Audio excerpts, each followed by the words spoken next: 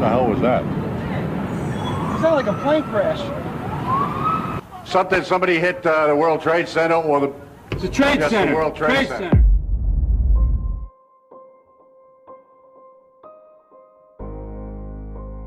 Hi, I'm Mara, and I'm the president of Students Supporting Israel here at NYU.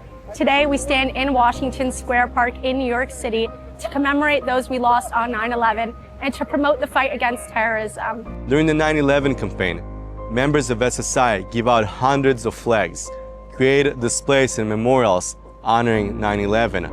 We invite police officers, firefighters to participate at our ceremonies on campus, including university administration and deans of different departments to come and pay tribute.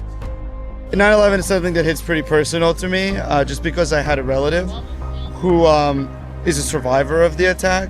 I was a sophomore at NYU. At around 9 o'clock, my mother called and said, turn on the TV, the World Trade Center's been hit. We were out in the street about 10 blocks from the Trade Center, and we saw the first plane aim and crash into the North Tower of the World Trade Center. I looked down at the ground and I heard everyone go, oh, and I looked up and I said, what happened? And someone said another plane hit the other tower. Against civilians, women and children, innocent people.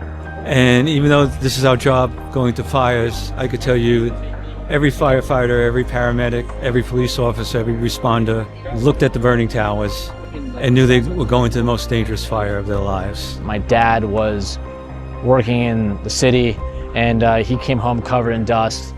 It was my first introduction to both pure evil and heroism. When 9/11 happened, I was alive, but I do not remember much as I was 1 year old.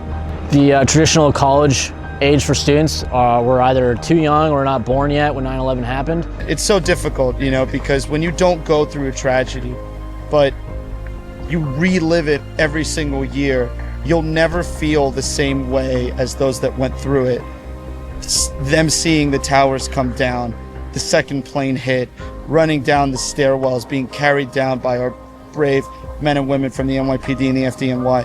It's something that I will never be able to comprehend or understand, but something that really sits in my heart. It's very important that we don't forget and that we make sure everyone remembers. I was not alive during 9/11. I'm 18 years old today. 9/11 is definitely something that we need to remember as Americans, no matter your religion or where you grew up or your ethnicity.